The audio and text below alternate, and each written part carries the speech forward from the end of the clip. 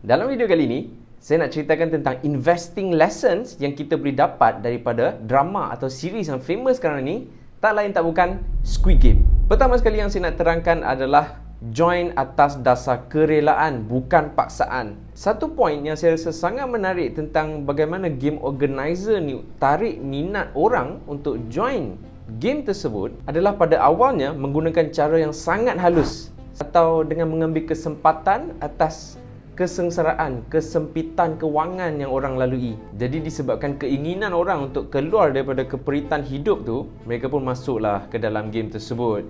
Dan bila masuk pada awalnya sebab tak tahu apa yang nak expect, tak tahu apa yang nak dimainkan. Tapi bila tengok rules first game tu, siapa yang tak ikut peraturan permainan akan ditembak dan dibunuh serta-merta. Ramai dah mula takut, ramai dah mula panik. Dan mereka lihat betapa kejamnya, betapa tidak berhati perutnya game organizer tu eliminate orang, bunuh orang yang tak ikut peraturan. Jadi pemain-pemain dalam Squid Game tu mula hilang keyakinan, mula takut dan pilih untuk undi dan majoriti bersetuju untuk keluar dan tinggalkan game tersebut. Tapi tak lama lepas tu, disebabkan kembali kepada hidup normal, kembali kepada keperitan hidup yang mereka lalui sebelum ni, mereka teringat balik kepada tawaran-tawaran yang lumayan tu. Tapi disebabkan inginkan tawaran yang lumayan tu dan mereka dah ada idea what the game is all about, jadi sedikit sebanyak readiness, kesediaan tu ada untuk mereka nak masuk balik ke dalam game tersebut. Berbalik kepada perspektif pelaburan, ini sangat-sangat sinonim dengan bagaimana pelabur memasuki dunia pelaburan. Di mana pada awalnya mungkin pelabur-pelabur baru ni masuk dalam pasaran, masuk dalam dunia pelaburan kerana termakan dengan hasutan atau tengok betapa lumayannya pulangan yang dunia pelaburan ni boleh tawarkan. Jadi semua berpusu-pusu masuk nak kejar return yang tinggi sebab tengok orang lain dapat return yang sangat lumayan. Yang sedihnya bila ada ejen-ejen ni yang tipu, yang scam orang, tunjuk return tinggi-tinggi, tarik orang masuk, janjikan itu ini, tapi in the end pelabur baru tu yang tertipu, pelabur baru tu yang rugi. Orang-orang ni yang duk buat leceh selalu. Orang ni yang selalu duk buat leceh. So, bila pelabur-pelabur baru ni masuk ke dalam dunia pelaburan, dah terkena dan disebabkan masuk tu atas dasar membuta tuli, tak ada pengetahuan, jadi dah rugi. Mulalah mereka dapat rasa dunia pelaburan ni taklah seindah yang disangka. Dan semestinya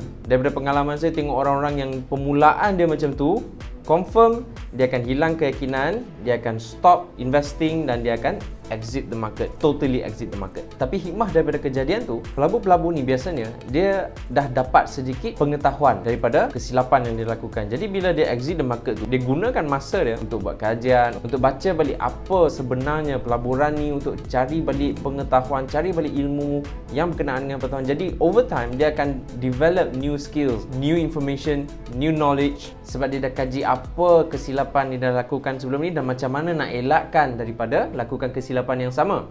Dan bila dah makin banyak kita faham, akan sampai satu tahap yang kita akan fikir, investing ni is not that bad after all. Dan pada masa itulah keyakinan dia datang balik, keinginan dia untuk betulkan kesilapan yang dilakukan sebelum ni dan invest dengan cara yang betul, and that's when dia pilih untuk masuk balik ke dalam dunia pelaburan atas kerelaan hati dia sendiri, bukan secara paksaan dah. Sebab dia dah ada mindset, bila saya join dengan ilmu, bila saya join dengan matlamat yang jelas, saya tak akan mudah tertipu, saya tak akan termakan hasutan daripada mana-mana pihak to do my own due diligence bila melabur. Dan saya rasa perkara itu sangat sinonim dengan bagaimana ramai orang bermula melabur. Lesson yang kedua, dan ini memang disebutkan dalam series tu, ialah don't put all your eggs in one basket. Okay, investment quotes ni bermaksud kita tak seharusnya letakkan semua modal yang kita ada dalam satu investment. Kita sepatutnya buat pecahan dalam portfolio kita. Maksudnya kita kena ada beberapa instrumen dalam portfolio dan bukannya sailang all in, hentam semua modal yang kita ada tu dalam satu je pelaburan. Obvious lah,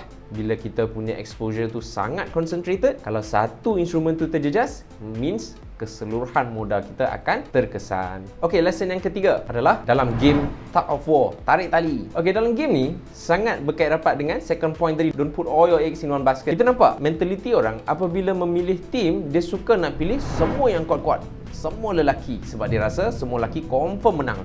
Satu tim ni, bila dia ada orang tua, dia ada wanita, dia rasa tim dia lemah, tim dia tak kuat, tim dia confirm kalah. Tapi dengan strategi yang betul, dengan cara permainan yang betul, even ada orang tua, ada wanita pun boleh menang satu tim yang semua lelaki. Apa kaitan dia dengan investment? Kaitannya ialah, doesn't mean kalau portfolio anda penuh dengan high return investment akan ensure portfolio anda sentiasa maintain a good return over a long term consistently. Kunci dia adalah kalau kita construct satu portfolio yang diversified, ada portion yang high risk, ada portion yang mampu deliver high return, dan ada portion yang lower risk tapi dia bertindak sebagai stabilizer dalam portfolio kita.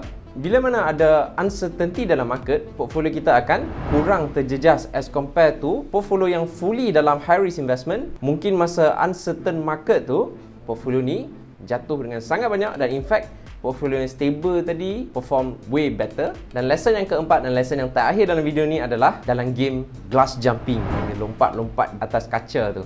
Okey, ni agak straightforward sebab kita sepatutnya belajar daripada kesilapan dan kesalahan yang pernah dilakukan oleh orang sebelum kita. Yes, analogi yang movie tu bagi mungkin agak kejam sebab dia melibatkan pembunuhan lah, kematian lah. Tapi tu bukan konsep yang kita nak ambil. Konsep yang kita nak ambil ni adalah kita tak seharusnya buat kesilapan yang sama macam mana orang sebelum kita tu lakukan. Dan sebaliknya, kita seharusnya ambil iktibar daripada kesilapan yang orang sebelum kita lakukan dan jangan ulangi kesilapan tersebut. Dan dengan adanya pengetahuan tentang bagaimana nak elakkan diri kita daripada lakukan kesilapan yang orang lain lakukan sebelum ni, InsyaAllah kita punya journey dalam investment akan berada dalam landasan yang betul sampailah kita achieve investment objektif yang kita target. Okay, on a side note, kalau anda berminat untuk belajar cara melabur dalam saham dan belajar strategi yang mampu deliver 10 to 20% which is satu return yang sangat-sangat reasonable dalam pelaburan saham, dan saya akan adakan masterclass percuma untuk anda semua. Kalau berminat, anda boleh klik link yang ada di dekat ruangan description, and I'll see you dalam free masterclass tersebut. Alright, jadi sampai di sini saja perkongsian saya tentang what are the investing lessons yang saya dapat daripada Squid Game. Jadi kalau tengok movie pun jangan tengok saja. Kita tengoklah apa yang kita boleh dapat, ambil yang jernih, buang yang keruh. If you find this video useful, berguna, bermanfaat untuk anda, like, sharekan video ni kepada orang lain, dan komen what is your thought, what are the other investing lessons yang anda dapat yang mungkin saya tak sentuh. Share banyak-banyak dekat ruang komen. Okay, jumpa lagi dalam video akan datang. Assalamualaikum.